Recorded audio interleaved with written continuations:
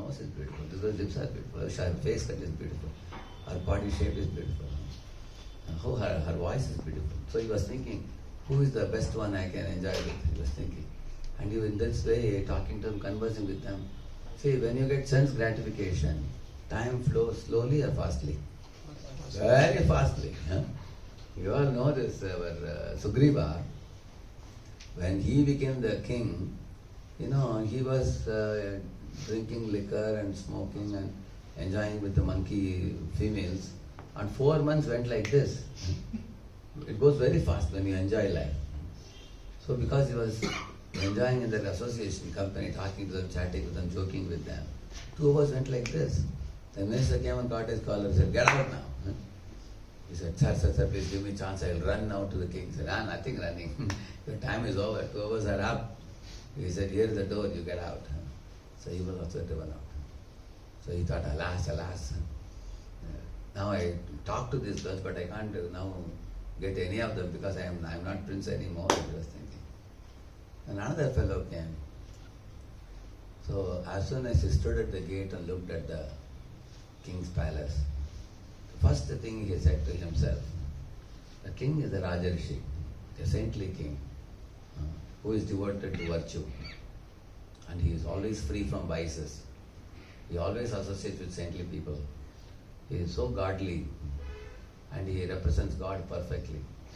He loves the praja, citizens, like a father loves the children.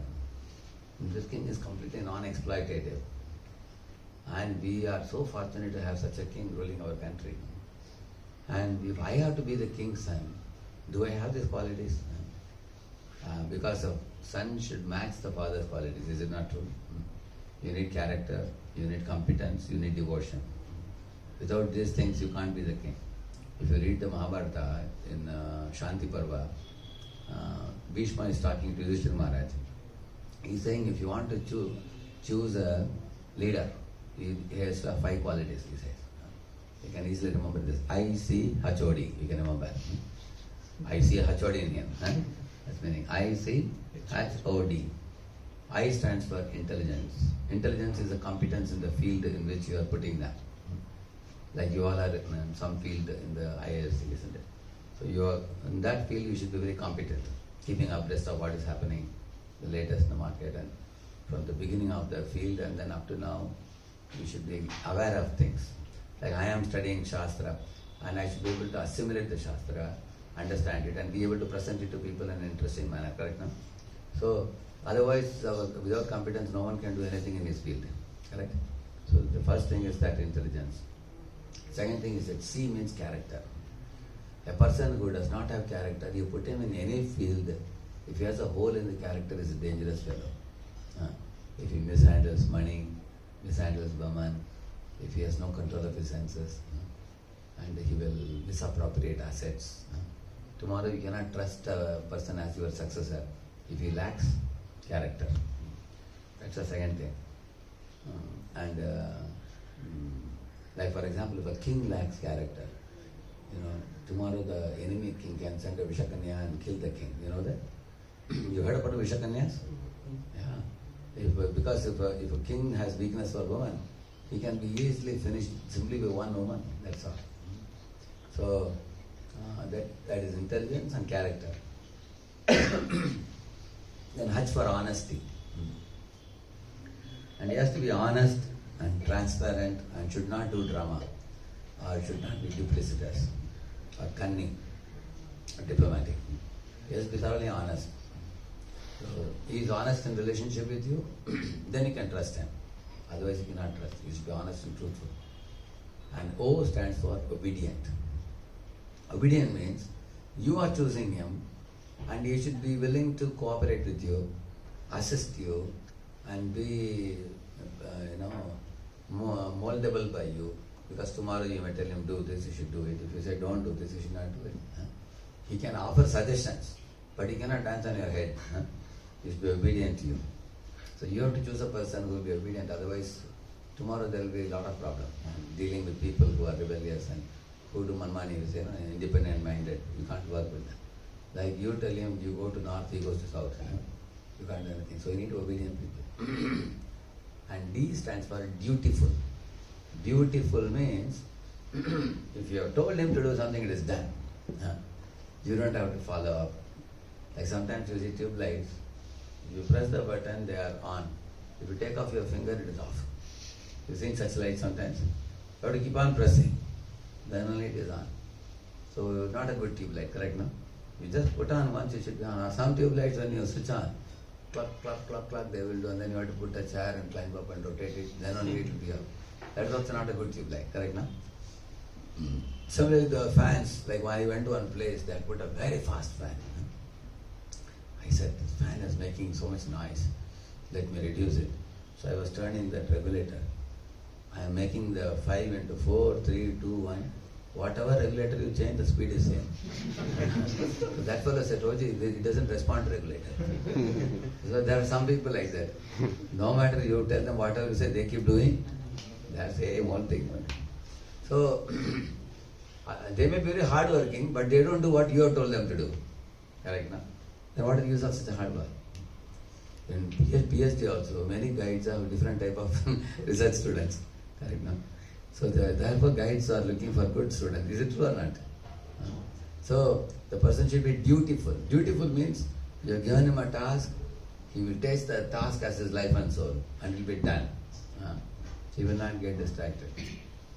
That is why I heard the Zomato and Swiggy people, if you cross 11 assignments in a day, they give them a special incentive. I asked, why do they give? Because sometimes they have a tendency to go here and there. And they, but if they do more tasks, they get more money, correct or not? Isn't it? So to keep people dutiful is not very easy, unless he has that nature. So what are the 5 things I told you, IISc HOD? Intelligence, character, honesty, obedience. So he says, this kind of people were chosen by the king to lead the departments under him. Then your departments will flourish. Anyway, this boy was thinking that if I have to be a prince, I have to match the king. I also should be sense controlled. My mind should be pure and peaceful. My intelligence should be focused. And my heart should be broad enough, big enough to accommodate all the citizens. Like a father for they should be like Prajana Pitru Vatsala. The king should treat the Praja like children. And such a king has to be very transparent, selfless and pure. He should exactly behave like God. Yudhishthira Maharaj behaved like that. Those who are representing God, they have to have similarities in qualities like God. Only then they can do good to the world. Narendra Modi ji, when he was recently, one of the talks he was telling, many people think that I have become a Prime Minister, it's a very prestigious post. He said, I don't see it like that. He said, I only see it as a facility for serving the people, serving the nation, he said. And the same is true for Gandhi, or same is true for any great leader. You will see the ideal leader is one who is not after the privileges. He is not after the comforts and luxuries and opportunities for increasing his enjoyment. The true leader is one who is thinking how I can serve the people with whatever facilities God has given me. Isn't it? The boy was thinking about all these things. And then he started walking. He saw the gardens, he saw the flower garden, the mango garden, the girls' garden, all those things he also saw. And he said, generally in this world, it is said, if you want to test the character of a person, you give him the post, then his colors will come out. You can see that. So now if I become a prince, any normal prince may be a sense gratifier. He may go to these gardens and enjoy his 5 senses. But I don't want to be a mediocre, normal person. I want to be, first of all, I want to be self-aware of what type of person am I. And I want to be self-disciplined. And I want to be self-satisfied. Then only I can be selfless for the world.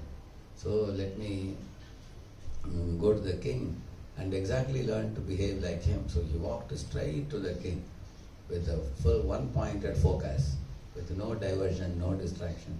Although he got to see many things, but he was not distracted by them. He went straight.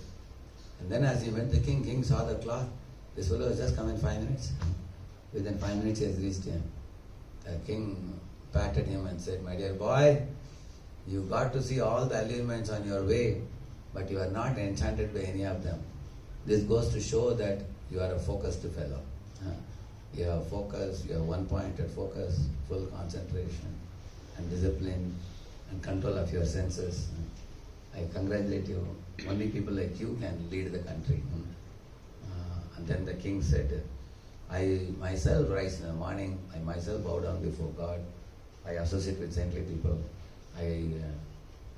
My goal of my life, the king said, is broaden our awareness, purify the mind, and transform our heart. This is the goal of life, he said. What are the three things he said? Broaden our consciousness. So what is the meaning of broadening our consciousness? Initially, when you are born as a child, you only love your mother. Then you love your mother and father. Then your brother and sister. So you have a little home. Some people actually gather all the dust and garbage in their house and throw it in the next compound. Isn't it? Imagine the next compound girl tomorrow becomes your wife. Will you be throwing that? You do that? Because then they also become dear to you. Then you will throw two houses ahead. Correct? So in this way you will see people always think in a very sankuchit manner, like a kupamandu, we say, like a frog in the well. Correct, no? So first my family, then later on we think about our caste people. I like my caste people. In Tamil Nadu there is one poet called Subramanya Bharati, He says, Sendamil Nadu no podinile in the ten vandu payudu kadinile. One song he sings. He's saying that when somebody says Tamil Nadu, honey flows in my ears. Like that he says. So when I went to Maharashtra, one boy, when I told him the song, he said, in Maharashtra one poet has written, he said, Jai Maharashtra. Then honey flows in his ears. That means everybody thinks whose state is the best state? My state, correct. But then when you come out of your state, then you understand, every state is thinking like that, isn't it? Then you become more broad-minded. Mera Bharat Mahan. Then you think, India is very good. India is great. India is the best. India is superpower. India, you are the best in everything.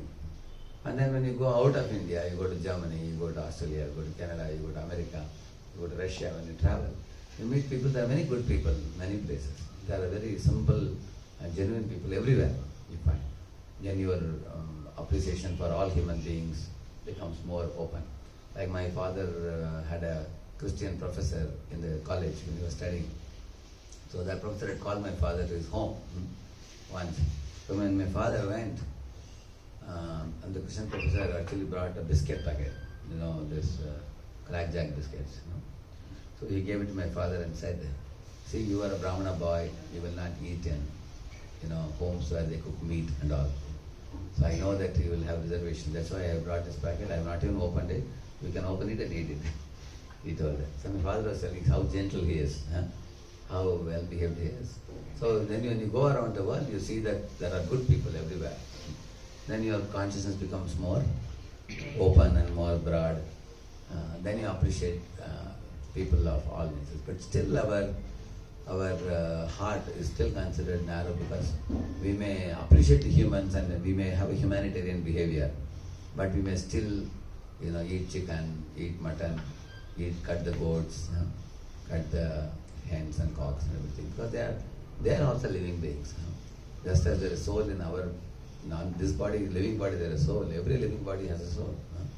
So in Krishna says in the Gita, Pandita Samadarshana. One should see, like if you see a dog, if you see a cow, if you see an elephant, if you see a doggy, like a chandala. So all those people in every person's body, Krishna says the same type of soul is present. It's like saying, say you are going on a truck, somebody is going in a Luna, somebody is going in a Maruti, somebody is going in a plane. And all these vehicles are run by similar type of human beings, right or not? Just because you are going in a truck and you hit a Luna, saying the Luna is a small Luna. Similarly, when you are walking on the road, you cannot crush an ant on the road. Because in an ant's body, same type of soul is sitting, which is sitting in your body. So we are soul, that is also soul. So in this way, then the consciousness becomes very broad. And that kind of consciousness is only possible when what we call as Krishna consciousness, we call it. So we love God, we love all. That is broad consciousness. And also, another meaning of broadening our consciousness means, now in the recent past, in many of the IITs, many boys committed suicide, you may be aware. Many suicide within a few months. Very painful news to hear. You see, why these boys committed suicide? Because modern day society is throwing a lot of challenges at us. Because first of all, getting into colleges is difficult. All of you into getting into IISc means it's very meritorious. In fact, IISc is in par and also ahead of many of you in the foreign colleges and universities across the globe. So now that you got into IISc, it's not that after getting into IISc you can relax. Here you find many intelligent boys have come from all across the globe, correct now? And here the competition level also is very high to get the department of your choice and the guide of your choice and get a job of your choice. And every one of you is holding many dreams. And you will see that sometimes our dreams are fulfilled. Sometimes our dreams are shattered. You can see that. So how do we take it in our life? Life is not always going to be a bed of roses. Sometimes things go very nicely, the way you expect. And you feel very great joy and pride also. So I did this, I got this many marks in this, and I got this opportunity. I gave a presentation of paper in this conference. This paper I sent for the international magazine, it got accepted. I have dozen papers in my publications in my name. So we are really happy. But at the same time, you will see there are certain irreversible, there are certain reversals and inevitabilities that will come our way. So how are we going to accept them is very important. So because we are living in a very competitive world, we have to broaden our consciousness. Now these boys who committed suicide, why they committed suicide? If you see, there are very simple reasons for that. Like they thought academic life is the only life. It is like they are zooming on academic life. That means this is the only life. If I succeed in this, I am a success. If I fail in this, I am gone. That's what they think. So in Sanskrit we call it Kupamanduk, we call it. Kupamanduk means like a frog in the well. He doesn't know the Atlantic. A narrow consciousness. You have academic life. You have life with your parents. You have life with God. You have entertainment. You have hobbies. So many other things you have in life. But they are not able to open their mind and see those things. So, like imagine a little girl is playing, making a sandcastle in an ocean beach. Now, she becomes so absorbed in making that sandcastle. She makes the entranceway, she makes the windows and the castle she has built. Suddenly, she sees the mother and father are coming and saying, "Hey, beta, getting late now. It's getting dark. We are going home now." Now she has to leave her creation behind her. Correct, no? And then dust her hand and go with the parents. Or sometimes even when she is making with full attention, the ocean waves may come and smash that. Both are possible. Either ocean waves may smash it, she may cry, or the parents may ask her to leave it behind and go. Similarly, every one of you boys here, you are all doing one creation. Some creation you are doing during your college days. You will see that. Like I worked on finite element modeling, boundary element modeling. That was my thesis for my B.Tech, and then M.Tech also I did. I published some papers. So that field in those days was a very narrow field. Now it has become very big now. So when you publish a paper, it gets published in the international magazine, you feel very joyful. I did research, I produced results, I published paper. Wow, you feel like jumping, you feel very happy. But now you will see that in the same manner, we all create something. But even if the ocean waves doesn't smash it, at a certain time she has to leave it behind and go. Correct or not? Isn't it? Similarly, you will see that in this world, everybody in any field, at a certain point of time, your body gets old, and then you get 60, 70, 80. You have to leave behind your creation and go to the next situation when God calls you. Correct, no? So, very few people are able to see that life is temporary. Life is temporary. It starts at one point of time, it ends at another point of time. If you see the lifespan of a human being, how far it is, it's 60, 70, 80. And consider the time span of the universe. This lifespan is only a flash in the entire time span of the universe. So is this life all about the small short duration of life, or is there more to life? So then when you turn to the pages of Gita, you understand that I am not the body, I am the driver of the body. I am not the body, I am seated in this body. Just like you all are wearing one dress today, tomorrow you will wear another dress. Similarly, the soul is wearing this bodily dress now, and the next life it will wear another dress. And also, if you very carefully observe this body in which we are seated, it's not a very wonderful body. If you cut the body across cross-section, it will look like what you see in the meat shops hanging. You have seen now. Our body looks somewhat similar to that. What is so great about this body? This body is filthy. If you see the 9 holes of the body all bringing out abominable substances. In fact, in the early morning, according to Shastra, you should rise early in the morning and cleanse the 9 holes of the body. Cleanse the nose, cleanse the eyes. Because you find this is like a tear spot. This is like a mucus part. This is like saliva part. There's urine part, there's stool part. All are dirty parts. All the 9 holes. So you have to clean in the morning as soon as you get up and clear the belly and clean the body. If you don't clean it, the body starts stinking. Correct or not? Isn't it? So after cleansing the body, actually the body should be cleansed, the mind should be cleansed, and one should revive the consciousness of the soul. And the soul is very pure. Soul is not contaminated. Body and mind is contaminated. So, and you are different from this body. But why has this body come about for you? That question should be asked. So, look, the body is so nasty, dirty. Imagine if I am asked to stay in this room.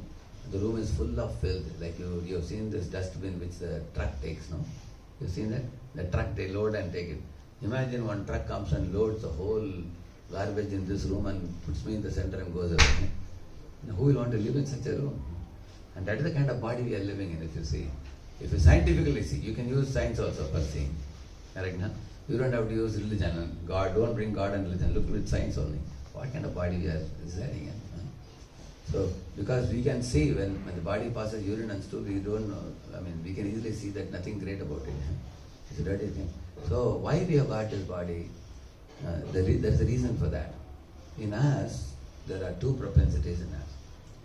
One is angel-like propensity. Another one is animal-like propensity. These 2 propensities are present in us and we can observe it. For example, if one is dealing with the world around, you can deal in a mood by which you are helpful to people, you are kind, you are courteous, you are friendly, you are in a mood to serve. And there is another mood, what is in it for me, how I can exploit, how I can cheat, how I can loot. Is another mentality. So one is Hanuman mentality, another one is Ravana mentality. So you will see the soul originally has Hanuman-like mentality or angel-like mentality. But the moment the soul developed the other side of the mentality, immediately the mind and body have come in order to give shape to those desires. That's why it has come. My spiritual master, he was a 19-year-old boy when he came to India. So he stayed with one Ram Sevak Swami along with a group of devotees. For about 2-3 months he stayed and he had a very nice time hearing Ram Katha and everything. And after that, when he was leaving the group, the Guruji gave him a stick as a gift. So he was surprised. Who gives a stick as a gift? He may give some eatable or he may give some commodity. He just gave a stick as a gift, but he still accepted it. And he carried the stick with him because given by the saintly person, he shouldn't throw it away. So he kept it with him. And when he was in the heavily loaded train in Mathura junction, he got down to drink water. But after drinking water, when he went back to board the train, it was heavily loaded. He just couldn't enter. People didn't let him go in. And the train moved off. So then he thought, okay, anyway, I am just hitchhiking and moving to different places. Let me just figure out what this place is. He didn't know anything about Vrindavan at that time. So from Mathura, it happened to be Janmashtami day also, very auspicious day. So then he was there, hanging around, moving around to different places. So one day, evening, it was like almost like getting dark, 6:30, 7 o'clock. He was standing in a lane and from a distance he saw some 5-6 rabies dogs with, what do you call it, lather in their mouth. Like that they were coming, very speedily coming towards him. And then he looked behind, is there anybody else? There was no one else. He was the only one standing, which means they were aiming only at him. And he was very he got shocked. So they came very close. So he actually prepared himself in the mind that when they come close to me, I will use this stick to whack them and drive them away. So when they came very close, he just whacked the stick back and forth. And the dogs would bark loudly and they would come near and go. When you would whack like this, the dog this side will come. When you would whack like this, then the dog this side will come. They're coming, going, coming, going, coming, going. They were all trying to pounce upon him. And he was whacking, keep them away. And he was going behind. And then he hit a door. And that door opened. Somebody's house. And he went in and closed the door. And he bolted the door also. The dogs were howling loudly outside. And the room was pitch dark. He didn't know whose house it was. And the owner of the house put on the light and saw some strangers inside. Immediately got the big knife from the kitchen. Hey, thief, chore, kaun ho tum, batao. Like that he asked. How many of you know Hindi? You all know Hindi? Anybody doesn't know Hindi? Anybody? You all know Hindi? Everybody? Hey, kaun ho batao, chore, he said. And my Guru Maharaj didn't know Hindi. He only used to speak English. So he understood the man is angry with me because I am a stranger, I have entered. That much he understood. So like right now he was between devil and deep sea. Here this fellow is showing knife. And there the dogs are barking. Where will he go? It's like an ant in the log of wood, both sides fire. It's like that. So he was wondering how to explain to this man. He doesn't know English and I don't know Hindi. So what he did, he kneeled down on his knees and folded his palm and bowed his head like this, which means I surrender to you. Isn't it? And the man's eyes, simple sadhu Baba, he understood. With the same knife, he cut the fruits and gave him in a plate. Okay, eat the fruits and drink a cup of milk. And he understood this fellow, out of fear of the dogs, he has come in. Then he gave him a place to sleep. Next day morning, my Guru Maharaj got up and went off from the place. So he was telling one interesting realization from this episode. He said, just as those dogs were howling and charging at me, we all feel there are various enemies in our heart charging at us, like lust, anger, greed, pride, envy, illusion, all these things. So what is lust? Lust means adamant desire for things which are varjit or prohibited for us. They are not good for us, but our mind wants it. Like for example, children want cocoa chocolates. Is it good for them? Is it good? How many of you eaten gems? You know gems, round gems? Correct? You like gems or you don't like? I like it. First time when I ate, I thought it is out of the world. I told my mom, where does this come from? She showed the packet. I said, give the packet, I'll take care. Take care means I finished everything. I told mother, please take 3 dozen packets. Every day I eat dozen packets. She said, it's nice to eat better, but it's no good.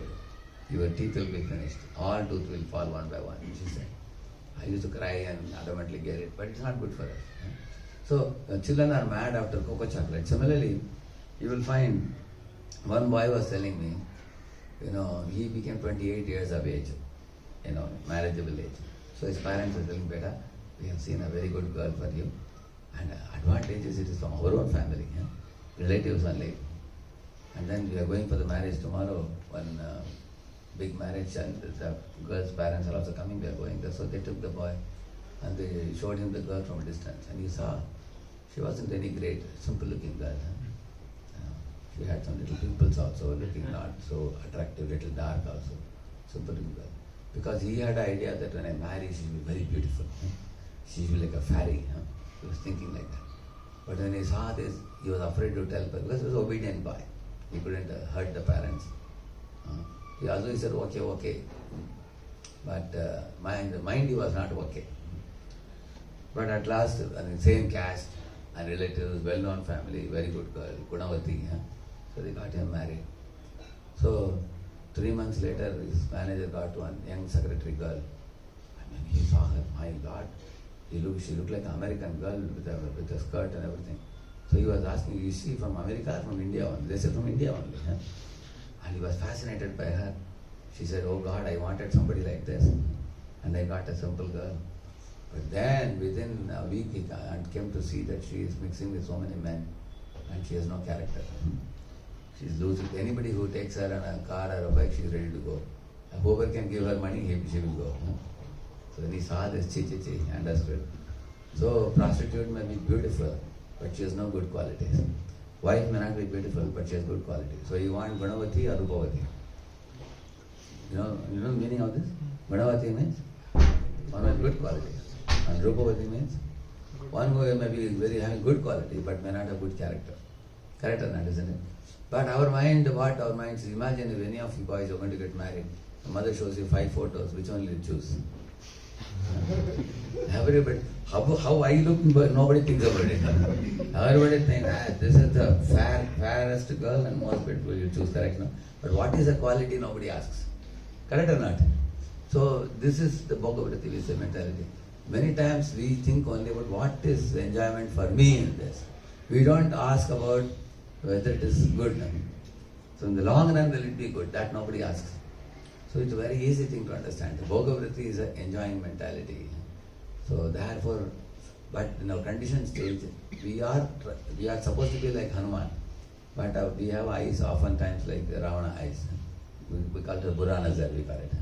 The Bura Nazar comes from that animal mentality. So there is the angel, there is animal. So that is actually called lust. Lust means what? What is in it for me? That is called lust. Love means how I can serve. That is love. Love is flowing outward, selflessly, like mother's love for a child. It is flowing outward from mother's heart. And she doesn't want anything from the child. She simply, like your mother, whatever she cooks and gives you, you can eat, correct or not? You can close your eyes and put, you don't even have to ask what it is. But can you eat like that outside? You're going in a train, somebody is selling bhaji, pakoda. Can you close your eyes and buy and eat? Many times you eat, you'll have stomachache. Because, how many days old it is and what recycled oil they use, God knows. So, because that fellow's aim is your pocket, but your mother's aim is your heart. She tries to please your heart. That fellow is trying to empty your pocket. So emptying pocket is lust. Pleasing the heart is love. You understand the difference? So that fellow is concerned about you or himself. That pakoda bhaji seller. That is lust. Your mother is concerned about you or making some money out of you. She is simply concerned about your health. And that is love. You can see the clear-cut difference between the two. There are so many things you can say in the world. You look at the waiter, he puts up a smile on the face, isn't it? But a smile is only to get a tip. So he's concerned about you or his pocket. You can easily see that. So there are salesmen who are very humble, very gentle, very sweet-spoken. They can sell even a refrigerator to Eskimo also. You've seen people like that. You've seen that, isn't it? The smart fellows like that. So therefore, this world is filled with people who are exploiting one another, and that exploiting mentality is called lust. Is it clear to everybody? Atmendriya priti vancha tare vale kam, Krishnendriya priti icha thare premanam, it is said. That means when one uses the senses to satisfy one's own cravings, that is called kam. When one engages the senses in serving the Lord to please the Lord, that is called prem. It is said. Like Hanuman was always serving Sita, and Ravana was always thinking, who can give me enjoyment? Just the opposite. They are opposite vectors. Similar intensity, but opposite vectors. Correct, no? And what happens with lust? When lust is satisfied, it becomes? Or when lust is not satisfied, it becomes what? Anger, correct. When lust is satisfied? Greed, exactly. Like I remember in those days, one boy, he got an average college, but he wanted to get into IIT. So 2-3 attempts he made, IIT. He cracked and then at last got into IIT. In IIT also, he struggled hard to change department. He wanted to go from electronics to computer science. At last he got. Then after that, he completed computer science. He had an ambition to go to America. He could go to America. He had an ambition to work with Microsoft. He got in Microsoft. So whatever ambition he had, he got it all. So what happens when you... That means when he craved and craved, he got it and got it. So that means his greed also increased. Now first he wanted to somehow get into IT, he got it. Then he wanted to, so whatever he aspired, he got it. So when he got whatever he wanted, then what comes? He looked at the boys in India. He thought, look at my friends, they are in average college. Many are studying for jobs. Look at me. I cracked all my exams and come to America. Now I'm in Microsoft in a big post. So when he looked down upon them, what comes in his mind? Pride. He became very proud. And then he saw in Microsoft, he became one of the 25 people who were working with Bill Gates. But then he saw in Bill Gates' big car, always 3-4 people will go with him. One of the days he looked at them, they were all laughing, joking with Bill Gates and going. And Bill Gates would trust them very much. Give many things to them and hear from them. Always they would be around him. So when he looked at them, what came in his mind? Envy. He felt envy for them. So when he looked at people ahead of him, he felt envy. When he saw people below him, he felt pride. And when whatever he wanted, when it was fulfilled, when his lust was fulfilled one after another, he got greed. That means from lust comes greed, from greed comes pride, from pride comes envy. It goes like that. Or unfulfilled lust becomes anger. But ultimately all this, if you want to put like in a transistor, if you pull out that, what do you call that? Antenna, correct. Antenna, 1 inch you see, no? Similarly, lust, pride, and like lust, greed, anger, pride, all of them are like this. You push them down, and finally only one is there. What is that? What is that? If you push one inside other, so from that one only everything has come out. Lust. Exactly. From lust only anger comes, greed comes, you will see that. So what we have to do, the goal of life is to transform this lust into love. Transformation of heart. That is the goal of life. So, like for example, a cruel person should become a compassionate person, isn't it? A selfish person should become a selfless person. The arrogant person should become a humble person. The angry person should become a pacified, peaceful person. Isn't it? A greedy person should be satisfied. So you will see that this kind of change of heart, if religion cannot bring about, then it's no good. It's no religion at all. True religion means, what is the meaning of religion? There are two words, philosophy and religion. Philosophy is theory and religion is practical. Correct, no? That's like you all study in the classroom in the morning and afternoon you go to the laboratory. So your laboratory work is like religion. In the morning sitting in the class and studying theory, that's like philosophy. Correct, no? So you learn the philosophy and then the religion means application of that philosophy. When you apply it, then the change of heart should happen. Like you all know, Valegola Ratnakar was a very angry man. He took a sword and came running towards Narada, isn't it? But then seeing Narada's spiritual stature, he was transformed and touched, chanted Mara Mara, and then became a Valmiki. Correct? He became transformed. That means a cruel fellow became, a great saint, isn't it? Similarly, Arjuna at the beginning of the Bhagavad Gita battlefield, you see that he was crying Arjuna. Later on, he became confident Arjuna. Correct? No? So similarly, there are many instances like that. An arrogant person becomes humble. Correct? No? Like when Alexander came to India, he heard that India is full of great saints. So he found one saint sitting in the forest and chanting. So he went to him and said, "Oh my dear saint, I want to know difference between anger and humility. Can you teach me?" The saintly person said, "Hey, don't disturb me, get lost." Like that he said. Immediately Alexander became angry. He took his sword, like he took the sword in the hand. And the sage smiled and said, "This is anger," he said. You asked what is anger? This is anger. So you became angry now, he said. Alexander felt ashamed, put the sword inside, and then kneeled down and bowed down to the saint. This is humility. So in one moment he taught him the two things. So Alexander was very amazed. He asked, "Oh saint, tell me, I think you are living in the forest and under this tree here. I think if you want to have a cottage here, I can build and give you. So you want any help from me?" And the sage said, "Can you please move aside? I want the sunlight on me." He said. And Alexander understood this fellow has no needs, no demands. Therefore he is fully satisfied. So in this way you will see the scientific people have brought about great change of heart in many people. So the goal of life is to bring about change of heart. Like you are beginning your life in this point. Say you live for 90 years, you are ending your life in this point. The Atma goes from one body to another. So what is expected of the Atma, I'll tell you a very simple thing. See, the Atma is going to live pure. It has got a covering. The covering over the Atma, the mind, you can compare it to stinking socks, for example.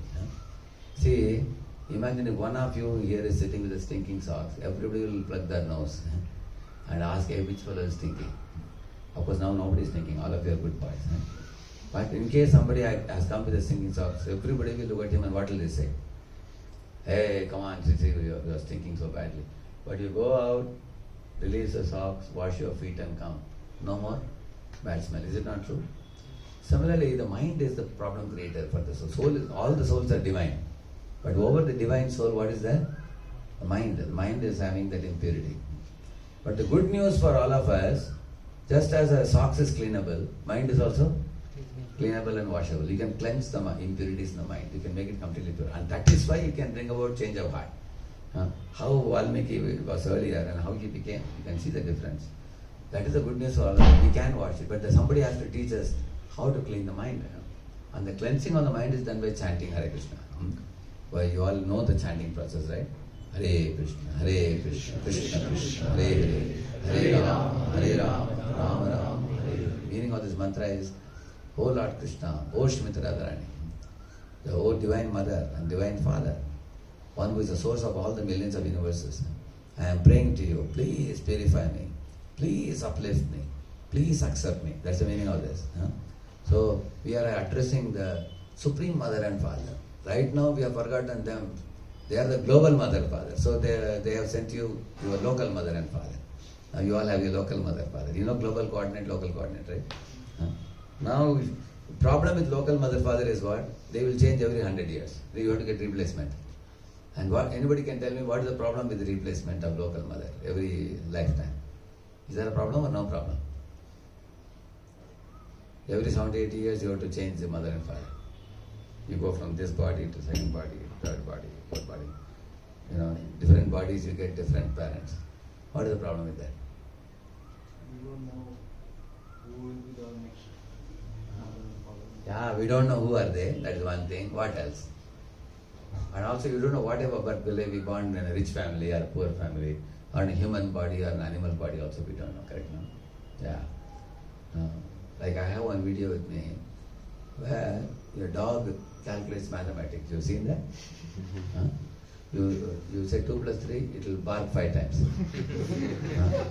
You say 10 minus 4, it will bark 6 times. You have a connection, I can show you. So that means this fellow must have been a mathematics teacher before. Some lafda he did, some problem, he got into trouble, I think. So because of which now he has occupied the body of a dog. That's the problem in taking repeated birth. If we do some serious blunder, we can become, we can go to animal body also. So that is one problem. So another thing, see, as you grow in your life, you develop attachment to mother, father, right or not, isn't it? And when they leave the world, is it painful or not? It's really painful. Like 2017, my mother passed away. And 3 months later, my father also passed away. So, of course, because I am a devotee and practicing Krishna consciousness, I could take it. But my sisters were like totally shattered. The same year they lost both. It's a very painful thing, isn't it? It's coming now. Okay. So that is another problem. Local mother. You can see this is one. All say 1, 1, 3, 5, 7,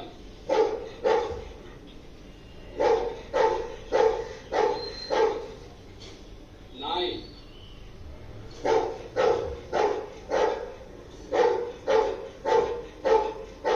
and last number is 10.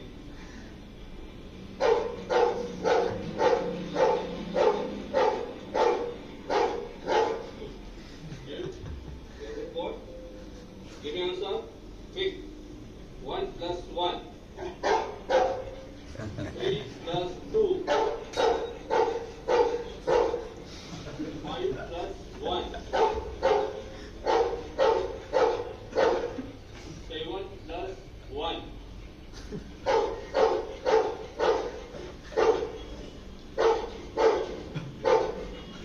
Now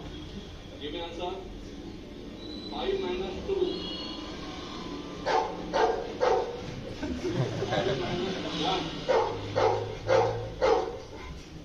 minus 4.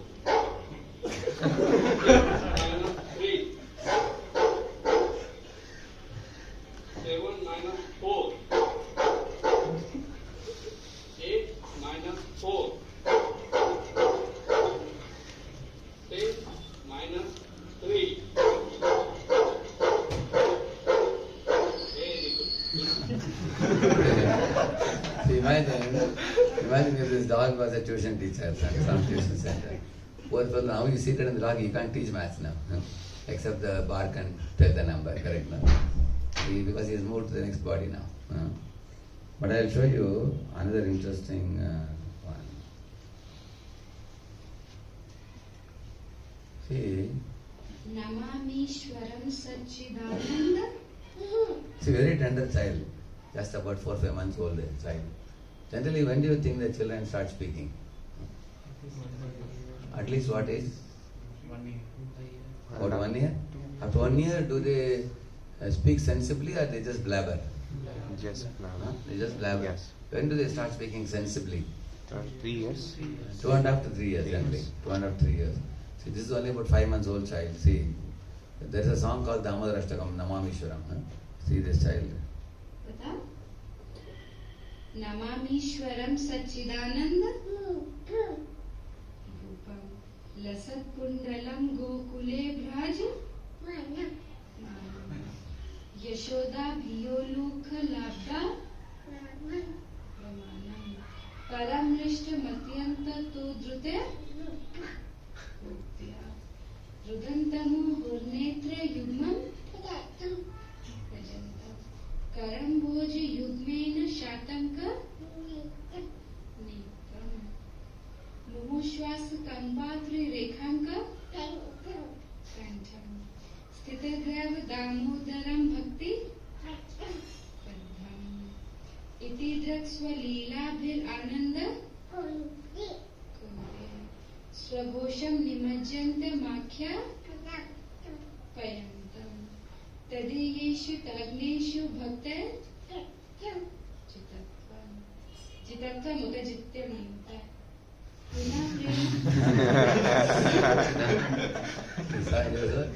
How many words is recollecting in this young tender age? So Lord Krishna says in the Gita that whatever you have done in Purva Janma, it goes with you to the next body. The same soul is present, the mind is present, only the body has changed. Hardware has changed. Otherwise the soul covered by the mind is going to the next body. So Lord is putting us through millions of bodies like this. Why? The mind has to be purified. So if you purify the mind 20% now, next life you start from 21%. And if you purify 90%, you start from 91%. When you are 100% purified, then you cast away the mind also, and the pure soul goes back to Godhead. You don't need the gross body and mind. You don't need, in the spiritual world, the soul has inbuilt mind, intelligence and everything. It doesn't require anything material at all. The material component has come because we have enjoying mentality. So as I told you, from the lust arises everything else. It is lust only, Arjuna, that has brought us to this world, he says. That enjoying and exploiting mentality with which we are. Everybody in this world is trying to trouble everybody else. Like you have seen the mosquito, sits on your back and inserts a needle and sucks your blood, correct, no? Therefore what human being does, he makes electric bag. Like that he just roasts. You have seen that? Isn't it? So who is troubling whom? Mosquito is troubling us or we are troubling them? Mosquitoes are troubling. Oh no, everybody is, both are troubling one another. They trouble us by sucking blood and we trouble them by roasting them. So that's the material world. But in spiritual world, nobody troubles anyone. Correct, no? So because that's a pure world where nobody is lusty, everybody is in full of love. Is it clear to everybody? But the moment the lust comes, the covering of mind and body comes. And therefore, if you want to clear up the mind, therefore I told you the goal of life is 3 things. Broaden your awareness, Vasudha eva kutumbakam. All millions of living beings are my brothers and sisters. And Lord Krishna, the God is the Supreme Father of all of them. So in one kutumba, how can you hurt anybody?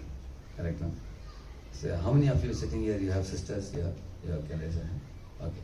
So let us assume that your sister is getting married, and that man you never knew before. But the moment she is married to him, somehow suddenly affection arises in your heart for that gentleman. Correct or not? So where did that affection come from? Not only for him, for his mother, his father, you deal with them very politely, respectfully. How did that sudden affection arise? What is the reason, anybody? From the sister. Through the sister. Yeah. Because he is connected to my sister, for her he is very important. Therefore he becomes important for you also. Correct, no? And you have to deal with his parents carefully. Otherwise, if you trouble his mother, then his mother will trouble your sister. Correct, no? You know that. So you'll be dealing with them very carefully, very politely. Correct or not, isn't it? Similarly, if you connect with Krishna by chanting Hare Krishna, you love Krishna, then whom will you love? Which living entities you will love? Yes? You understand my question? If you are connected to Krishna strongly, how many living beings in this world you will love? Huh? Everyone, because everyone is connected to him. Aham bija, Radheshyam. So therefore, love, all of you repeat this, love God, love all. That is called broadening consciousness. So the child who was playing in the seashore, is his relationship with the seashore or with his parents? Tell me. Parents. Huh? Parents. With seashore relationship is only one evening. Parents relationship is lifelong, correct, no? Similarly, our relationship with God is eternal. And our relationship with the material world, which is like a seashore, is very temporary. Is that clear? Huh? Material world is temporary. So, material world is like a seashore. We come here, build sandcastles. So our career, our job, our temporary life is all like building sandcastles. At a time will come and death comes, we just dust it and go. Therefore, we should always, why do we every morning worship the Lord and do puja and everything? Because our connection is with the Lord, not with this world. It is a temporary place. So broaden your consciousness and purify your mind. Purify mind of what? Lust, anger, greed and all these things. Purify the mind. And transform your heart. And transformation of heart, I told you. No? Cruel person should become compassionate. A rigid person should become flexible. So you should be like a brittle bottle or like a Bisleri bottle. How should your personality be? Yeah? Bisleri bottle. If you put also, it will not break. Brittle bottle, you put clang, it just breaks. Some people are rigid fellows. They will say, my way or highway, they will say. They say, either accept my opinion or get lost, they will say. Isn't it? And such fellows end up in divorce also in family. Correct? No? So a rigid person should become a flexible person. Correct? No? That is the transformation of heart. So the king told the boy that these three are the goal of life, my son. He said, you are, because you are understanding these things, you are very self-disciplined, good boy. I will get you trained by scientific persons. You can join IISc VOICE. And there you will get training under Radheshyam Prabhu and Radheshyam Prabhu. And then you will be fit for taking the leadership of the whole world. Like that he told him. So in this way, all of us have to get training on how to discipline our senses, our mind, and strengthen our intelligence by study of Gita, so that we can get a one-pointed focus in life and not get diverted or distracted by bad habits and polluting activities, degrading body. Actually, I used to be very surprised in my college days how boys drink and smoke, because scientifically it's proven that smoking, drinking and all harms the body, correct, no? And how do they put these substances into the body? Although they claim to be scientific and educated, how can they do these things? Just because they don't know knowledge of what life is all about. They don't know the goal. So the goal of life is to go back to God. That's the goal. Cleanse your heart and go back to God. Because the pure water is pure, but touching the ground became muddy. Again make it pure and bring it to the point. Therefore we say, Asatoma, Satkamaya, Tamasoma, Mrityorma. From the world of death, go to the world of eternality. And Srila Prabhupada taught it very lucidly in his books. And all of you IISc boys are very intelligent boys. You can't get into IISc unless you have a very, very special, outstanding type of intelligence and background. But my humble request is, life will be very busy for you. You will have abundant challenges in your professional field. But my prayer to you is, let that not come in the way of your enhancing your Krishna consciousness. So there are three things you will do eventually. When you marry, you have three totally. You have your devotional duty, you have a professional duty, you have your family duty. So remember this last point I am making now. Morning is for Krishna, daytime is for profession, and evening is for family. Keep this. Because you have morning time, evening time away from the company, correct no? So morning time give to Krishna, which means rise early in the morning, do the arati, the chant, the holy name, read Bhagavad Gita, Bhagavatam, at least few pages, and then go to company. Because once the morning you engage the mind in absorbing spiritual sound vibration, you will see that then the mind is very focused. You get the focus, just like a lens, you get the focal point. Then whole day will go very nicely for you. Your profession will go well. Even when you come home, you can spend time with the family, children, everything like that. Otherwise, what happens? People start the day with giving time to family. And very soon you will find there will be quarrel in the early morning, fighting with wife. How foolish it is, isn't it? I told this, you didn't understand. Yesterday you told that. So it's not good to start the morning with that. Start the morning with connection with God. The wife sees her husband is sitting in the puja room and chanting. Her respect for the husband will increase. She will say that my husband is such a disciplined fellow, takes bath and he chants. So she will treat husband like a Guruji. Yeah. But the husband early morning comes and goes to wife in the kitchen and picks up a quarrel with her. She will say, what kind of fellow I married? So she will show the Delna. So, of course, women can beat the husband also. So, therefore, all of you are very fortunate getting good training here. So, by this training, we are hoping that you will become a good leader and also escort many people in Krishna consciousness in future, wherever you go. Some of them may go abroad. I'm going to America 3 months in a year. I go in January 1st to mid-Feb and 1st September to mid-October. So I'm going to the entire East Coast and West Coast. I cover every time.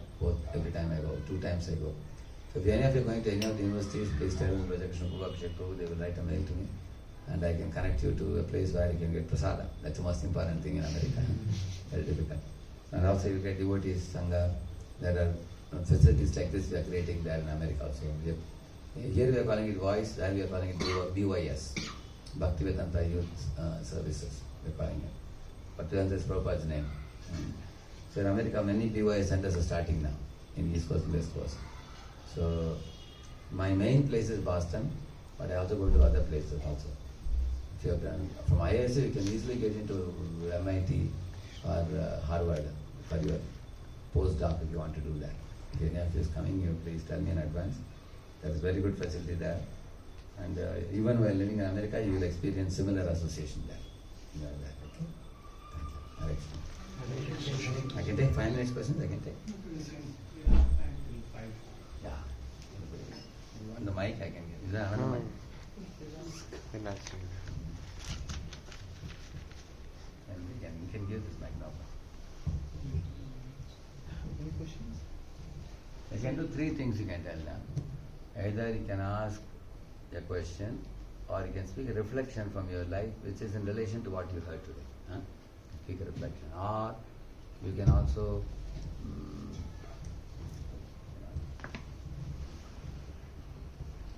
generally I tell the devotees, you can recollect a point from the class also that was very striking to you, which you consider as a takeaway point with you.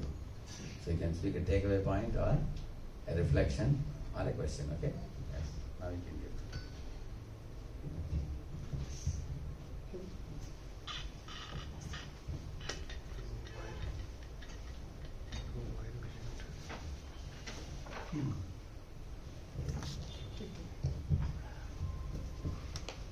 Hare Krishna Prabhuji, it was a high pleasure and honor for us to hear from you. I have one question that in the Bhagavad Gita it is mentioned that the dimension of the soul is 1/1,000,000th part of the tip of the hair. So is the soul a material object that can we measure? Is it measurable? Means how does it? I don't understand because it is not a material thing. Correct. And another question I have that in the Bhagavad Gita 12th chapter, Krishna says that those who worship my personal form is the topmost yogi. In the next sloka he says that but those who worship the formless, They will also come to me after a long time. But they get me. I have. So is there a contradiction that those who worship some formless, some meditative practices they do? So which they also get the Lord. But there he says that those people get me, and in the previous slok he says that they are the topmost yogi. So does that mean that they don't get, or what is the meaning? Thank you.